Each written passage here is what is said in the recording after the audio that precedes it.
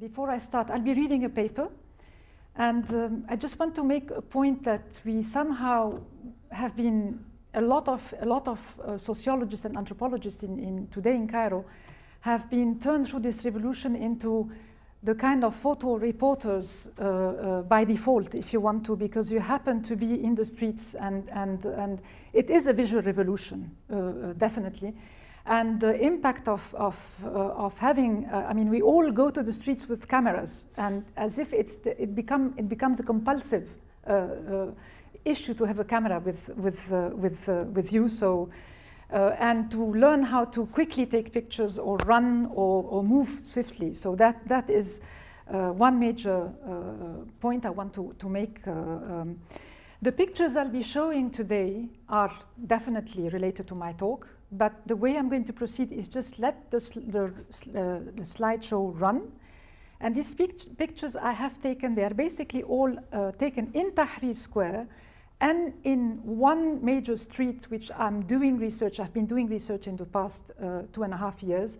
The street of Mohammed Mahmoud, which is one of the major streets that is leading to the square. It is coincidentally the street that triggered the 1919 revolution and the street that has the entrance of the American University in Cairo. So this is one of the reasons why I also end up going there. And this street has turned to be, it has been nicknamed the street of the eyes of the revolution, because in 2011, November 2011, there was a massacre that took place between police forces and the revolutionary. 2012, the pictures you'll be seeing are revealing the fights, the repetition of the same encounter in 2012 as a commemoration of the 2011 massacre. And it turned to be also the street where graffiti artists decided to conquer it and to occupy it as one way of protesting, and at the same time as one way of being there, defending the street against, at that time, 2011, the Muslim Brothers, and 2012 was a different story, but once again, claiming that this is their street, and in some of the pictures, I'll be explaining that later, it clearly states no for the Muslim Brothers. The graffiti, part of my study will be really studying graffiti, but it's not only graffiti, it's studying the interaction between that street, the people of daily life of that street, and the graffiti, and then walls that have been created later on. So I'll be running now the slideshow and be reading the paper. And just as a start, just to give you an idea, this is the open air museum this is the center of the square. This picture was taken in November during the time of the issuing of the constitution, when Morsi decided to rewrite and issue a constitution that was very much contested. And that museum is a museum commemorating all the martyrs and the victims. And the idea is it's an open museum where people write any kind of comment, wishful thinking, deposing flowers, or pictures of the missing. One of the most important things is that this revolution produced a lot of missing victims, and leading to families searching for them in morgues. There are more than I think 1,000 people missing, which reminds us really a lot of what happened in Latin America, Argentina at a certain point. So one way of remembering and evoking the missing is that kind of, once again, display. And that museum has been replicated in several other places. The Tahrir Square idea of open-air museums has been then replicated in the presidential palace where Morsi then was ousted in July. So I will now run the slideshow and start my lecture. So the occupation of public spaces as an emerging global form of political activism witnessed a novel turn since the marking year of 2011. We are reminded by Oikonomakis and Roos that the second part of 2011 in the second part, the planet witnessed protests in more than 1,000 cities, amounting to 80 countries. This is what they claim.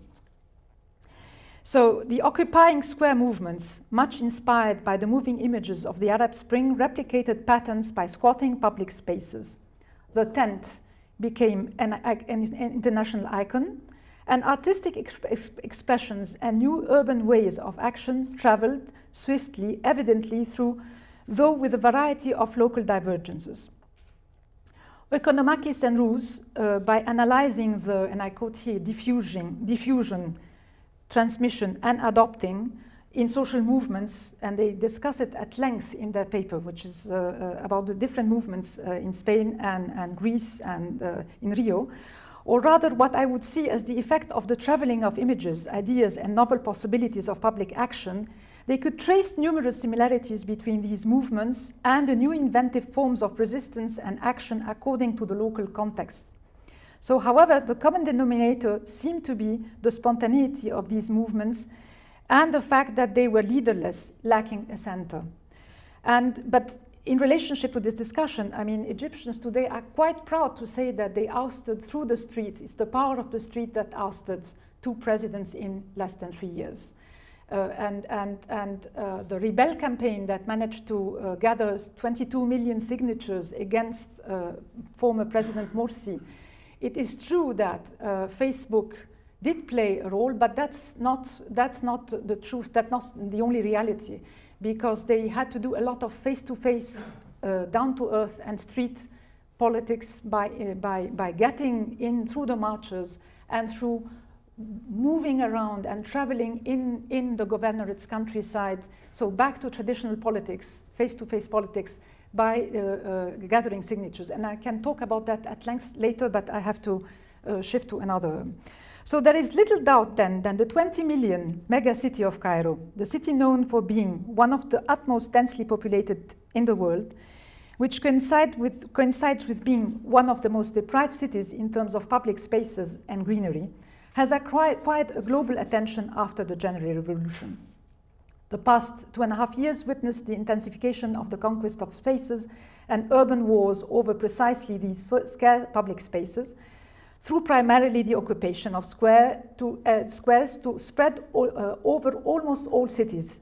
So from squares, later war zones developed and extended to numerous streets and street fights. And this is what I'm trying to visualize, the street fights and localizing really, one massacre by zoning the protesters in a very limited space of a few meters, and this becomes then an intensified war zone, and then you create buffer walls, concrete walls, which you see later, that so that you can then squeeze protesters and harm them as much as possible and disfigure them. And we'll come back to the idea of disfiguring. That's another story in the streets. So Tahrir Square received the aligned share from the international media, quite often at the expense of minimizing the role played by various other cities like Suez, Ismailia, Alexandria, Mansoura, and the highly important working class textile industry city of Mahal al-Kubra, which was one of the major cities that triggered the revolution, and that this is often not mentioned. And it is through the really significant demonstrations, working class demonstrations, that in 2007 had led to something like 30,000 workers demonstrating there. So, and with very violent confrontations, once again visualized and coming up on YouTube films and spread. So when confrontation between the pro-Muslim Brotherhood followers and anti-Morsi protesters escalated during the years of Morsi's government, Tahrir Square remained as the opposing space for the to the Muslim Brotherhood. After Morsi had imposed a much contested constitution that guaranteed him limitless and authoritarian powers, spectacular million marches and demonstrations occurred, this time not only in Tahrir Square, but all along the large alley of the presidential palace, in the quarter of Heliopolis, representing the symbolic space of power then. So as the scale of opposing demonstrations and marches against the Morsi regime continued to multiply and the numbers kept on growing, in the millions we're speaking, and that was already in November, not only June. November 2012. The Islamists, although being the government then, wanted to show their popularity by equally demonstrating and occupying alternative public spaces, squares. Nevertheless, in other parts of the city, in the western part and the eastern part of the city. So Tahrir is the center, east and west, the pyramids, Giza, and then the Rabaa that we sit in, which is rather in the direction of the airport, rather, I would say. I mean, this is roughly. So there, after the ousting of Morsi, the Islamists, inspired by the 18 magical days of Tahrir, created an independent walled or barricaded city in yet another square. Nevertheless, with a difference this time that the squatters carried Kalashnikovs and weapons, and we have evidence, or at least Robert Fisk is talking about him being received with the Kalashnikovs entering the sit-in of Rabaa. And in contradistinction to the Tahrir Square, there was evidence that this mini Islamic Republic of 2013, with its own police forces, which challenged the government by bringing women and children as human shields from orphanages, was partly turning into a torture camp. So the 6-week site, which ended in a bloody killing or massacre, it is a massacre, we have to state it, described by one journalist, an interesting journalist, Wael Nawara, he calls it the parallel state, the sprawling town, because it was a fight on daily basis on how many kilometers they would be then conquering the space against the police forces that were around. The sprawling town, the city-state that kept on growing day after day. And Beltrou, who is a very reliable journalist, referred to the Amnesty International report based on research on morgues. This is how you get the information about death and torture, stating that 5 corpses that were clearly tortured were found near both camps. And there is another YouTube, and this is the official. The government is stating that they found 10 corpses under a stage, and revealing that they were also tortured and tortured to death. Egyptians are entering the 3rd year of a much contested, however closely observed by the Minute Revolution on a planetary scale. And I think when I'm saying that it's an interesting moment because you're getting Tahrir in your living room through television, and also the way we would be trying to be moving in the town would be through getting the information on how to move through either television, Twitter, Facebook, or so it's a very new way then of sensory way and way of moving all around in the city. However, the ascension to power of the Muslim Brotherhood by Morsi becoming president after a highly contested military junta rule has been perceived by many as an obvious hijack of the revolution. So, and the transition has been already clearly problematic regarding the blatant violation of human rights, which immediately intensified after the ousting of Mubarak. So under the reign of the Muslim Brotherhood, and before them the military, Egypt witnessed during the past years horrifying moment of systematic killings, kidnapping, humiliating, denuding, dragging, beating to death. And you see it all on television. It's all reported on the spot on television because everything is filmed. And there is an incredible competition by satellite televisions to which angle would you be on, from which angle would you be filming all that what is happening.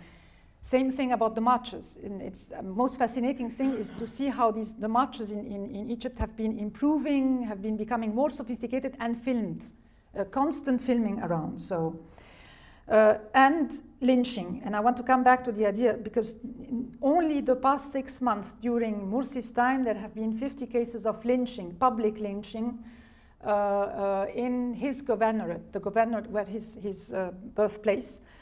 And there's something of, it entails a very Middle Ages feeling of voyeurism that people are in a way enjoying doing that, and it's due to the fact that there is a complete absence of police forces.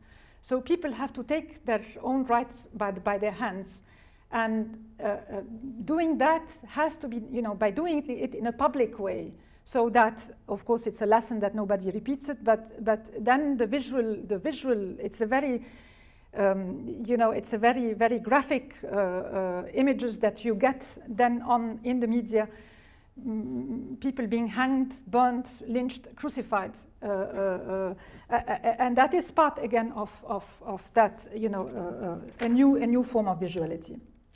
So Cairo then witnessed multiplying million marches, demonstrations, violent clashes between protesters on the one hand and police forces, and paid thugs. And the thugs are a very important element. I would say they are the doppelgangers of the internal security, and they appear all the time in demonstrations. They are the ones, the professional rapists. They are the ones who have been mutilating and raping women, and during the reign of Morsi was the highest really number of women being raped on Tahrir, and of course to intimidate them. So it's a whole institution, the way also they attack and isolate women and then rape them. And Cairo also witnessed the intensive urban wars and the erection of these walls, which you will see then, these walls that then were painted by graffiti, that makes, as buffer zones, that makes life really impossible for Cairenes. It makes traffic impossible. It makes daily life, because your own street is divided up into two, so you can't just, you just have to do detours of 1 hour just to cross, go on the other side of the city. And that idea of making life impossible, I think, is an intentional aim of the government. And of course, all sorts of jokes about that Egyptians are getting, very sportive and acrobats in climbing all the walls that are. And there are lots of interesting young people producing art and music about these walls, the graffiti painting, and stories about, again, daily life. So the walls, fences, and buildings, bridges, and empty public spaces of the city were transformed into a playground for graffiti, as well as for displaying insults against the regime and for biting insolent jokes. And the graffiti gets erased on basically sometimes daily basis, because the insults are really very humiliating for the military, very humiliating for the military junta. And there is a whole then, if you want to, public of urban warriors, graffiti, kids who know how to paint in the night, when to paint, and so on, and fantastic, if you want to, artistic production, which has been, of course, picked up internationally. And my theory is that there is a commodification now going out now in the arts, and these graffiti painters are becoming, of course, the rising stars that are having great acknowledgement now all over the world, and also an interesting lots of publications on. But as I said, the reading is that some of the images you see here are taken in one and the same day, where you will see that you have the kids being, throwing stones and snipers on top of the roofs, and the graffiti painters at the end of the street continuing to paint, and as one way of solidarizing with the war zone happening.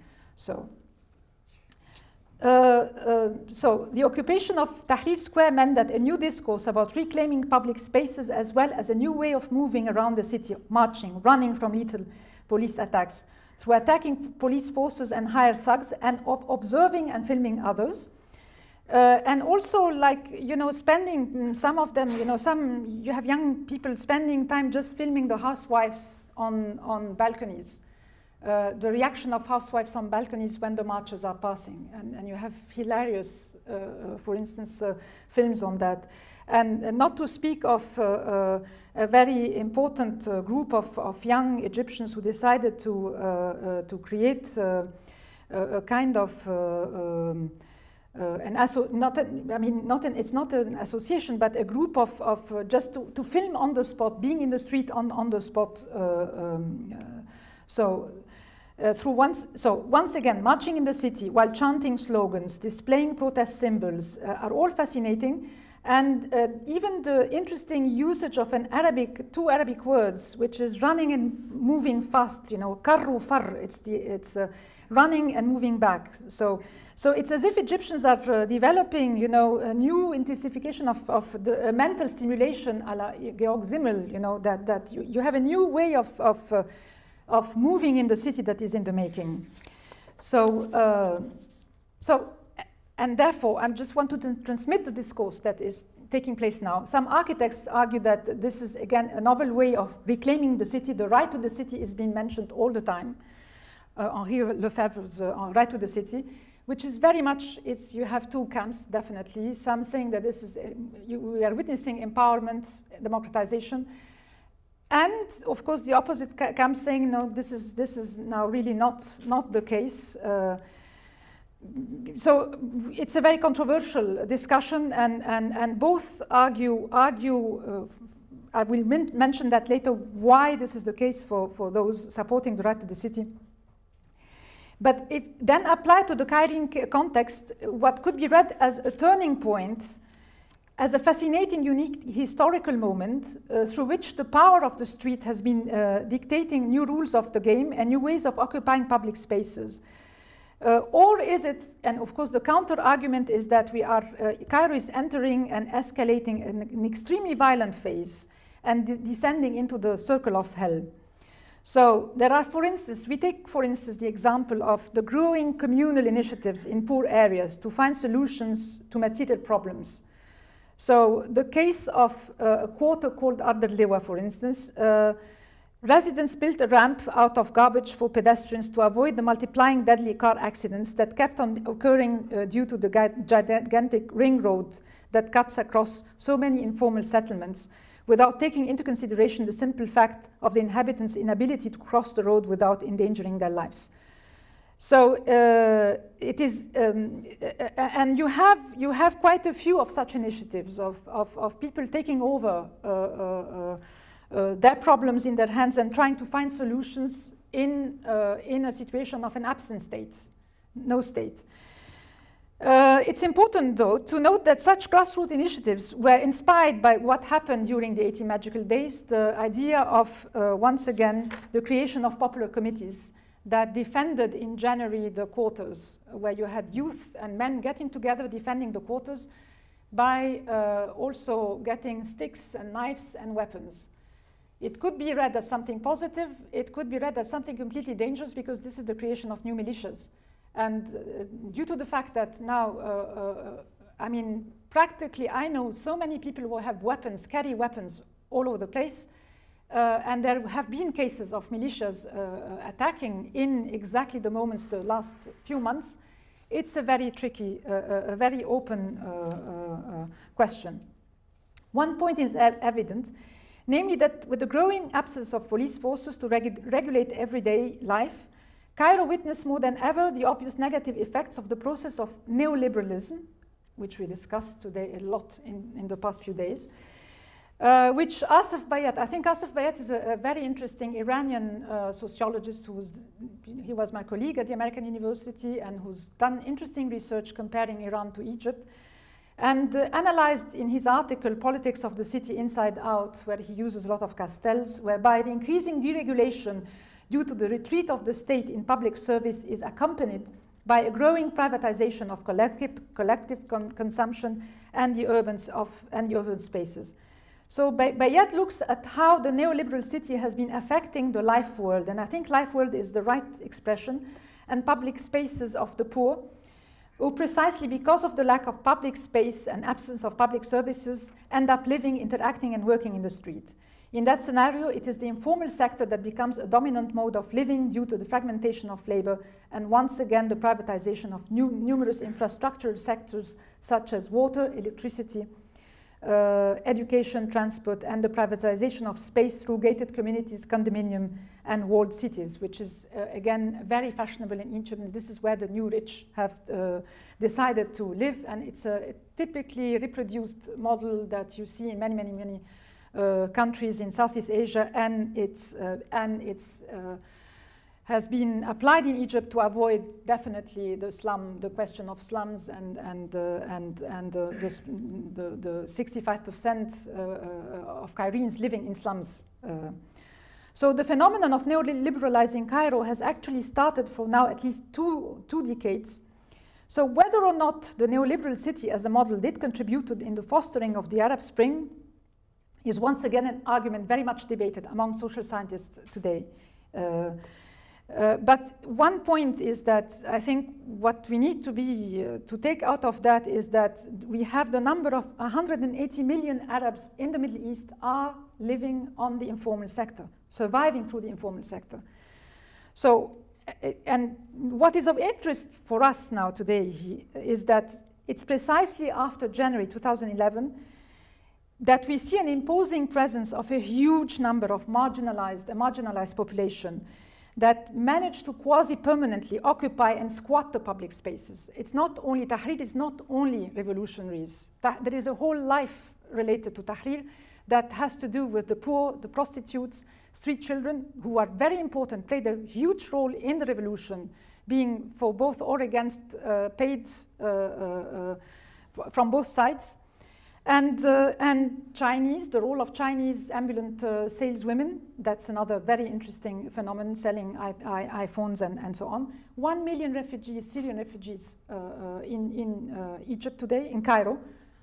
This is a number but this is a number that has been given by the press. So you have this huge floating population that is permanently in the streets and in the center of town around.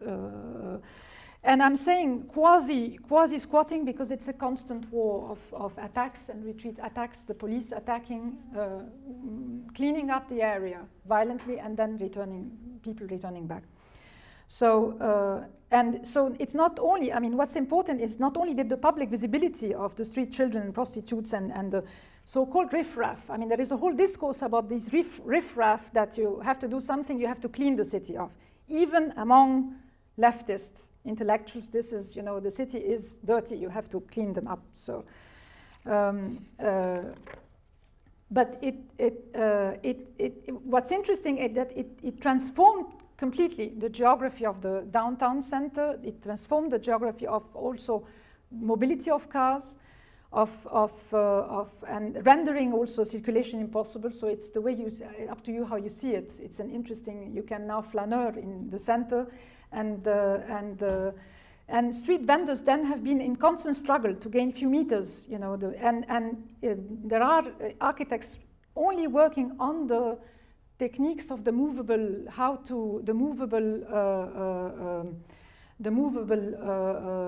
items they are selling. It's a whole technique which is very interesting. They have pillars, they have wooden, and it has to be light to move and run quickly.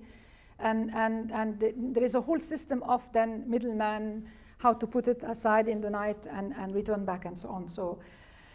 So is it that, and the question is, is it that the street is turning into a highly chaotic, uncontrollable space, playground for criminal mafiosi rule, because you have a huge mafia that has been, of course, that was already there, but today is the heyday of that chaotic situation. But then that Cairo is chaotic is no news. We all know that, you know, but whether the post-revolution state of extreme anarchy is inventive through fostering even more informalized markets, it remains a contested issue. It is very inventive art-wise in terms of artistic expression is fascinating what's going on. And just to bring an example of also performances, public performances, when former Minister of Culture during Morsi's regime, the Islamist Minister of Culture, decided to ban ballet, we then had people performing dancing in the streets, Zorba the Greek, for instance, just as a way of challenging. And you have constantly young people deciding to create huge puppet shows where they make fun of the military or the Islamists and move around in the city or dance, you know. I move to the next point, which is the decentering of the urban war zones. If the first year witnessed fights taking place in the center, the Tahrir, the epicenter of the events, the center of town, and really the entrance of the modern city of Cairo, the Belle Epoque Osmanian modern city of boulevards. Cairo then witnessed the year after a decentering of war zones through the idea of, again, zoning, squeezing protesters on the one hand, but due to other political reasons, which are very difficult to explain here because it's a long, the decentering ended up in various other quarters of Cairo. So the slicing. So on the one hand, we witness a slicing of the center, a zoning of the center, and still clashes happening in the center of Tahrir in 2011, 2012, but then clashes were witnessed in various other quarters, like Abaza, where 2,096 injured and a few people killed. Maspero, the massacre of Maspero, this is where the army crushed the Copts, and some 24 people with tanks, and some 24 people were killed. And then clashes around the American Embassy and Garden City and the Simon Bolivar Square, which led to other more walls being created. And then clashes in front of the High Court of Justice, clashes and attacks of the Israeli embassy at the quarter of Giza, causing even more deaths. Clashes took in front of the Ministry of Defense again in Abaza once again when the Salafis went to demonstration there. And then the spectacular demonstrations that took place in November and December 2012 all around the city, but most importantly, the ones that took place at the presidential palaces, ended up in a very dramatic way, because this was the first time that the Muslim Brothers openly sent militias to kill the protesters and set up torture chambers. And then we had a qualitative level of violence and public display of violence that was marking. And I think that was the symbolic move to the downfall of Morsi. And all this then once again documented through YouTube films and spreading information. Through once again that group of young people who are called, we are insistent, Musirun, insisting on continuing to film the events and put them on YouTube. So, and then the recent incidents in April of the main Coptic cathedral, which was attacked during the funeral of the 4 victims of a sectarian strife in the governorate of Qalyubiyya. So, so first the mourners were attacked by stones, and then gunmen and policemen fired back. So, and once again, I think it's just when you see that decentering, you can imagine what kind of chaos this produces in the city, in terms of mobility and in terms of moving around. I now move to another point, which is repetitive dystopias, the Vision Cairo 2050, because this was the master plan that was supposed to be transforming Cairo into a global city. And so before January 2011, Cairo 2050 was a visionary master plan that proposed by the government, and it carried the ambition of reinventing Cairo to an upgraded, again, everybody speaks and likes to say, global city. And the grandiose futuristic plan imagined Cairo with upscale large avenues, green spaces, highways, and skyscrapers. And when you see the maquette, is fascinating science fiction, of course, non-Cairo, but this is what they dream of. So, and several architects and urban planners quickly criticized the plan for the reason that even if it addressed the acute ecological problems, pollution, lack of greenery, in the end effect, the solutions proposed appeared to be like an emulation of a dystopian Dubai. And once again, Dubai as a model is very much discussed, if you want to, paradigm that the Mubarak elite wanted to reproduce and emulate. That doesn't work, of course, but Dubai means that you clean up poor areas, the slums, by evicting people and creating the shopping centers, skyscrapers, and And so this is definitely, it's an unrealistic plan for Cairo, which most important challenges, the challenge is the endlessly sprawling informal settlements and slums. So that shock the viewer through flagrant inequalities and aesthetics, definitely between the haves and the have-nots. But, and of course we have to, I mean, we have a problem defining what slums are, and we can talk about that later, because it's not really slums in the understanding of slums or favelas in the Latin American sense. So the original plan was to move out of the city then 10 to 12 million residents to the satellite cities, in order that by 2050 the decrease of the population from the informal settlements would be decreased from 50% to 15%. So the applicability of the plan was questioned because it ignored the local demands, definitely, of the poor. And it was also criticized by the architects who really even designed that plan. They realized that considering the fact that we have such an intelligent government, that would have been really fatal. Even for the government, you would have created huge riots. So the 2011 report of the United Nations Human Settlements Program states that Cairo's informal settlements comprise 8 to 10 million Cairenes. I think it's more, who live and thrive under, you know, live under the informality. The encroachment, and this is the term which Asif Bayat uses constantly, or rather the class confrontation has already started in several quarters of Cairo. One of the most recent incidents occurred in the quarter of Ramlet Moula, which has been transformed during the past decades into a strikingly divided space. The numerous erected luxurious towers are mushrooming along the Nile Corniche, just opposite to the poor low-income residents, who were pushed away by the invasion of rich investors. To make out of that, you know, area. So, and then clashes started when in September 2012, a resident of the quarter was killed by the security guards of the Nile Towers after a fight occurred between the residents. The resident was not paid for the temporary work he was assigned to do. So the clash led to several residents attempting to attack the building, which resulted into a massive and violent interference into the quarter from police forces.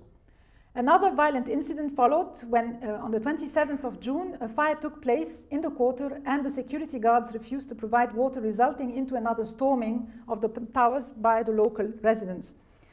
So the fire led to the death of a child, and the Sawiris Orascom family, which is one of the most important tycoon families who built these towers,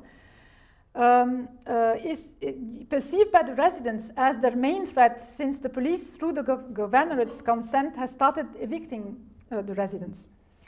So since revolutions seem to be all about long-term processes, many believe that the 18 magical days were just the beginning of a long process, incomplete, and it is true that the Pandora's box has been finally opened through ousting a dictator, 2 dictators if you want to. But it is true that Pandora's box has been, many then believe that a larger scale French Revolution style is yet to come, because precisely the unresolved problem of, once again, the polarized Cairo, city of Cairo. And it's the argument that it will be the hunger, the next step is the hunger revolution. The revolution of the starving. So the slum dwellers, that is, or the rebellion of the underdogs. But this is, again, you know, one can have a double reading, because this is one way of demonizing the poor too. And this is another discourse of the elite, saying that you know, this is anyway evident,